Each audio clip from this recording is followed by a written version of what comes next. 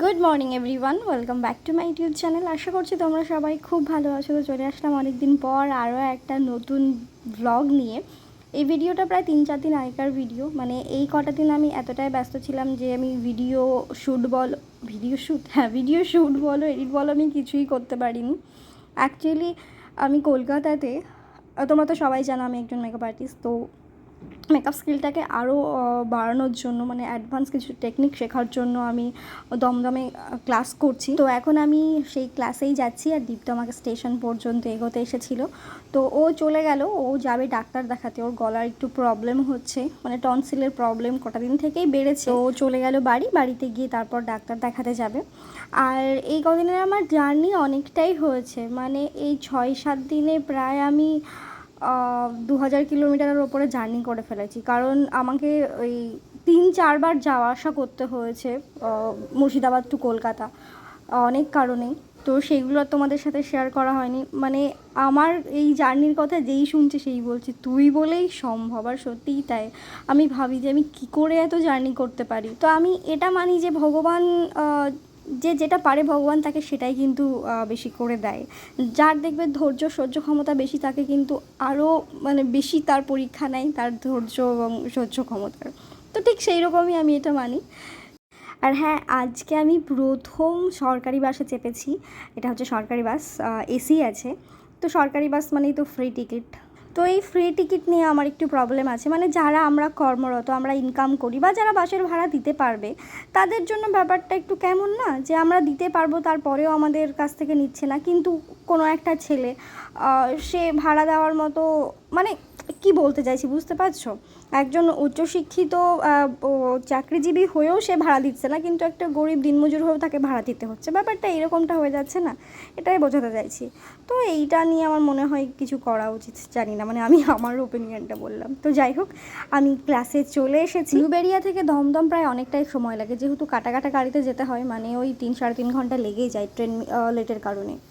খুব মিষ্টি একটা মেয়ে, এত দূর থেকে এসছে, ক্লাস করলো, খুব ওবিডিয়েন্ট, ভালো কাজ করে। আর কালকে তো কাজ করে দেখাবে। হ্যাঁ, কালকে লাস্ট ক্লাস, আর তুমি কাজ করে দেখাবে, আগামী দিনে ভালো কাজ করো। আর মুর্শিদাবাদ না, মুর্শিদাবাদের সকলকে অনেক ভালোবাসা। আর ওর ইউটিউবের যে চ্যানেলটাকে সেটাকে সাবস্ক্রাইব করো, লাইক করো, কমেন্ট করো, ওর ভিডিও বেশি বেশি করে দেখো। Thank you. আমি ধরে ভাবছিলাম দেখেছি কোথাও ও আচ্ছা ভিডিওতে। আমি অনেকক্ষণ ধরে ভাবছিলাম কোথাও একটা দেখেছি, মানে আমি এটাই মনে হচ্ছিল যে আমি ফোনেতেই দেখেছি। কারণ আজকে যে লুকটা করা হলো সেটা নিয়ে বলো, তুমি বলো তোমার চ্যানেল এটা। না, আলাদা করে বলার কিছু নেই। ম্যামের কাজ দেখে আমি এসেছিলাম। যে ম্যাম যেই রকম গ্লসি ফিনিশ মেকআপ, ইনফ্যাক্ট ম্যামের যে সিগনেচার লুক, বিশেষ করে এই যে সিঁদুরের টিপ, মানে মুক্তি রয় মানেই সিঁদুরের টিপ, আর কিছু না। সো এইগুলো দেখার জন্য, কাছ থেকে শেখার জন্যই, শেখার জন্যই আসা। তো আজকে পুরো ডাস্কি স্কিনের ওপর মেকআপটা করা হয়েছিল, আর আজকে এয়ার ব্রাশ করা হয়েছে। তো দারুণ, সামনে থেকে দারুণ, মানে একদম দেখতেই পাচ্ছ চকচক করছে। আর এইটার জন্যই আমার অত দূর থেকে আসা। ব্লেন্ডার ইউজ হয়নি, সবথেকে বড় কথা, ব্লেন্ডার ইউজ হয়নি। আর আমি এই ক্লাসটার জন্য যে কত জার্নি করেছি, মানে ধারণার বাইরে। সত্যি অনেক দূর তুমি থেকে কি আসা। বলছিলে?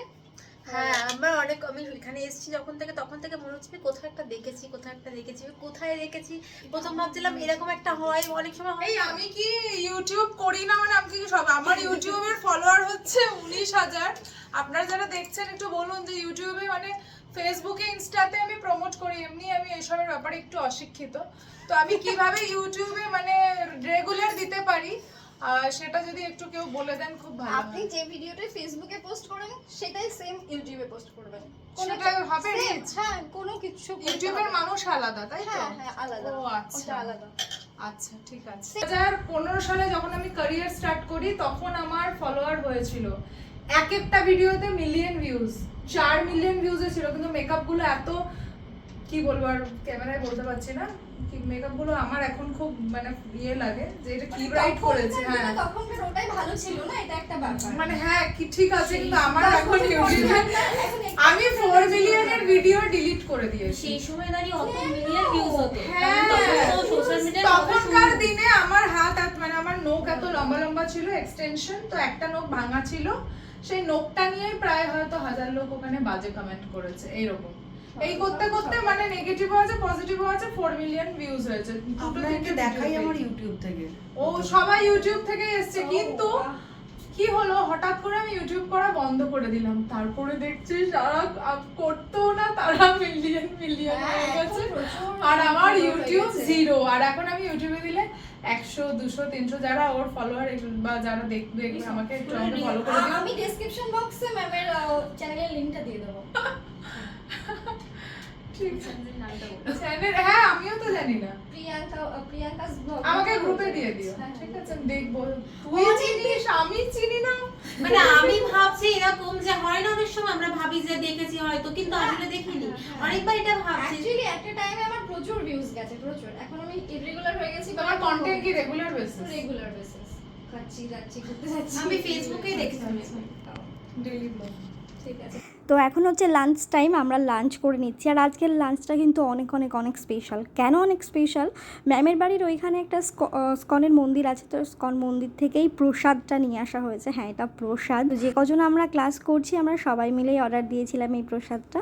বলে দিয়েছিলাম আগে থেকে ম্যামকে যে আমরা সেই দিন আমরা বাড়ি থেকে কেউ খাবার নিয়ে আসবো না, আমরা এখান থেকে প্রসাদটা অর্ডার করে নেব। তো এই যে আমরা 3 জন স্টুডেন্ট, সবাই কিন্তু এই দিককার লাইনের, উলুবেড়িয়ার লাইনে, একজন ডোমজুর থেকে আর একজন হচ্ছে বাগনানের ওই শ্যামপুর থেকে। তো যাই হোক, অনেক দিনের একটা স্বপ্ন পূরণ হচ্ছে এখন বলতে পারো, কারণ এত বড় একজন মেকআপ আর্টিস্ট আমার ফেসে মেকআপ করে দিচ্ছে। উফ, ব্যাপারটা দারুণ। আর ম্যামের হাতের, ম্যামকে যারা চেনো, ম্যামের কাজের ব্যাপারে বলার সত্যিই কিছু নেই। এই যে স্ক্রিনে আমি একটা ছবি দিয়ে দিচ্ছি, দেখতে পাচ্ছ, বামাকালী, এই ম্যাম কিন্তু এটা নিজে হাতে ক্রিয়েট করেছে।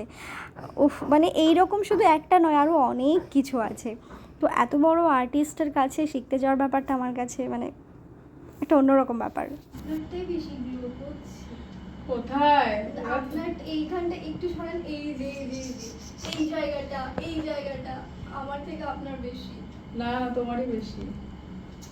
ওটা যাই হোক, এটা যদি মুক্তিমোহা পার্ট 1 হয়, তোমারটা হচ্ছে পার্ট 2। মানে এটা হচ্ছে যে দেখো আমার মেকআপ আর তোমার মেকআপের মধ্যে কোনো ডিফারেন্স নেই, একই না, একই স্কিন হয়ে গেছে। এটা হচ্ছে পার্ট 1, এটা হচ্ছে পার্ট 2। ম্যানি করে দিয়েছে। তো এখন ঢুকে গেছি রান্নাঘরে, রাত্রের সন্ধ্যার সব রান্নাবান্না করতে হবে। এই ভিডিওটা যদিও পরের দিনে, সেদিন আমার কোনো ক্লাস ছিল না, তারপরেও মানে বাইরের দিকটা সামলে ভেতর দিকটা সামলানো, মানে বাড়ির বাইরে বাড়ির ভেতরে দুই দিকটার কথা বলছি। তো এটা একটু ডিফিকাল্ট, মানে একটু টাফ, মানে অনেকটা এফোর্ট দিতে হয় আর কি। বাট যদিও আমার খুব একটা প্রবলেম হয় না, তারপরেও মানে এটা তোর বাপের বাড়ি হলে করতে হতো না, শ্বশুরবাড়ি হলেও মানে শ্বশুরবাড়ির জন্য তোমাকে মানে করতেই হবে, এরকম একটা ব্যাপার, বাধ্যবাধকতা। সো সেই কারণে এটা মেনে নিয়েছি, যেটা যখন করতেই হবে তাহলে আর ভেবে চিন্তে কী লাভ, করেই ফেলি। তো আজকে সন্ধ্যাবেলায় ওই যে বেলের শরবত বানিয়েছিলাম, তো বেলের শরবত করেছি, আর চাউমিন করব। দীপ্ত এসে ওই দুটো জিনিস, মানে ওটা দিয়ে আমাদের টিফিন হবে সন্ধ্যাবেলাকার। টিফিন তো আর না, সে খেতে খেতে রাত্রি 8টা 9টা বেজে যায় টিফিন, আর ডিনার তো হয় সে 10টা 10:30 11টা, এরকম একটা ব্যাপার।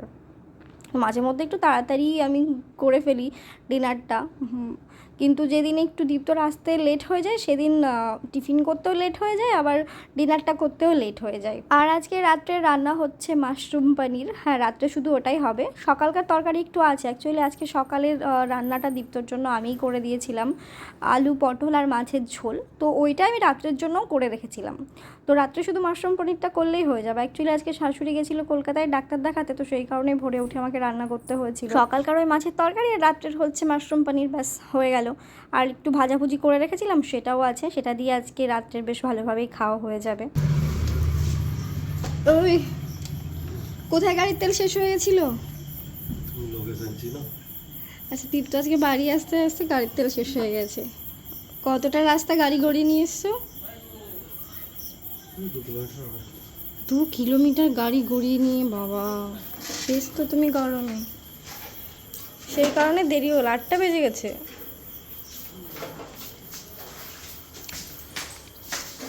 দীপ্ত আসার আগে আমি সব কাজ সেরে রাখি, যাতে ও আসার পরই ওকে খেতে দিতে পারি, আর খেতে খেতে আমরা একটু গল্প করতে পারি। কারণ ও সেই সকালবেলায় যায় 8:30, আস্তে আস্তে ওই 8টা 8:30 বেজেই যায়, তো টাইম খুব কম পাওয়া যায়। তো প্রথমে ওকে বেলের শরবত দিলাম, তারপর এখন হচ্ছে চাউমিন। চাউমিনটা এর আগের বার মানে অনেক দিনই হয়ে গেল নিয়ে আসা, তো ভাবলাম যে ঘরে যেহেতু চাউমিনটা আছে এটাই করে ফেলি। তো এখন বাজে রাত 11টা, খাওয়া দাওয়া শেষ করে বাসন মেজে ফ্রেশ হয়ে স্কিন কেয়ার কমপ্লিট করে এসে বসলাম। তো তোমাদের সাথে একটা কথা শেয়ার করতে চাই, সেটা হচ্ছে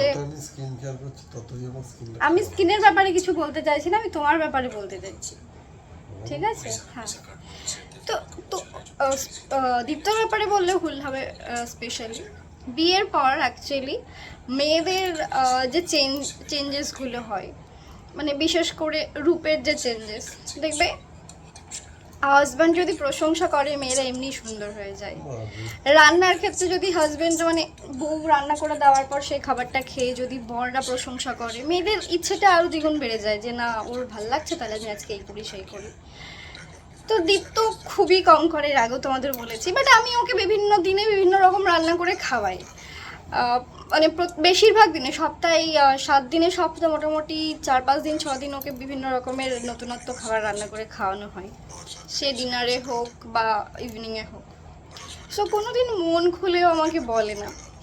ধরো ওকে আজকে আমি একটা অন্যরকমভাবে ডিমের ঝোল রান্না করে দিলাম। ডিমের ঝোল মানে কি, সচরাচর আমরা ওই গোটা ডিম সেদ্ধ করেই রান্না করি, ওটা হচ্ছে ডিমের ঝোল। ওই রকম ডিমের ঝোল যদি আমি ওকে রান্না করে দিয়ে খেতে দিই, তারপরে বলি কেমন হয়েছে, ও বলে হ্যাঁ ভালো হয়েছে, কিন্তু ডিমের ভেতরের কোনো আমি টেস্ট পেলাম না। এবার তোমরা বলো যে রাগ হবে না হবে না? ডিম সেদ্ধ করার পর, রান্না করার পর ডিমের ওই সাদা অংশটুকু কিছু ঢোকে, একটু হয়তো চিড়ে দিলে তাও একটু ঢোকে, কিন্তু পুরোটাই ঢোকে না। বাট আমরা ডিমের ঝোল মানে সেটাই বুঝি। এবার ওই কষ্ট করে সুন্দর করে রান্না করবার পর যদি ওই রকম প্রশংসা করে, ওই রকম বলে, তোমরা বলো রান্না করতে ইচ্ছে করে? আজকে মাশরুম পনির রান্না করেছি, ওকে জিজ্ঞেস করলাম কেমন হয়েছে, বলো। সব রান্না করার পরে খাওয়ার সময় আমি জিজ্ঞেস করি যে বলো কেমন হয়েছে, কারণ ও তো বলে না আগে বাড়িয়ে। ওকে বললাম পনিরটা কেমন হয়েছে, তরকারিটা কেমন হয়েছে, ও বলছে পনিরের মধ্যে কিছু ঢোকেনি। আমি বলছি তরকারিটা কেমন হয়েছে, পনিরের কোনো টেস্ট নেই। হ্যাঁ, পনিরের কোনো টেস্ট নেই। পনিরের মানে অন্য দিনের পনিরের তুলনায় আজকে পনিরের আলাদা কোনো টেস্ট নেই। পনির একই রকম হয়, মানে কি অন্য দিনের পনিরের আলাদা টেস্ট হয়। এটা তো এমনি নরমাল কিনে আনা হয়েছিল, এটা আমুলের পনির, তো সেই হিসেবে আলাদা কিছু হয়নি। হ্যাঁ, বাট পনিরের মধ্যে যে মশলার টেস্ট ওই ডিমের মতোই, আলাদা কিছু তো ঢোকে না। তো সেই জন্যই বললাম। ওই তো ও কি বললো যে পনিরে কোনো টেস্ট পাচ্ছে না, কিন্তু তরকারিটা ভালো হয়েছে। না তরকারিটা ভালো হয়েছে বলি, তাহলে কি হয়েছে? মাশরুমটা ভালো হয়েছে। ও মাশরুমটা ভালো লেগেছে। মানে একটা জিনিস আমি রান্না করছি, 2-3 রকমের যদি জিনিস থাকে, পার্টিকুলার ওর একটা জিনিস বা দুটো জিনিস ভালো লাগবে, মানে পুরো জিনিসটা ওর ভালো লাগে না, মানে বাহাবো তাহলে এই সব মানুষের জন্য রান্না করে কি খাওয়াতে ইচ্ছে করে? মানে তাও আমি খাওয়াই ভালোবাসি বলে। তো যাই হোক, চলো অনেক রাত্রি হলো, কাল থেকে আবার প্রপারভাবে দেখি এই যে কটা দিন আছি এখানে ঠিকঠাকভাবে ব্লগ করার চেষ্টা করব।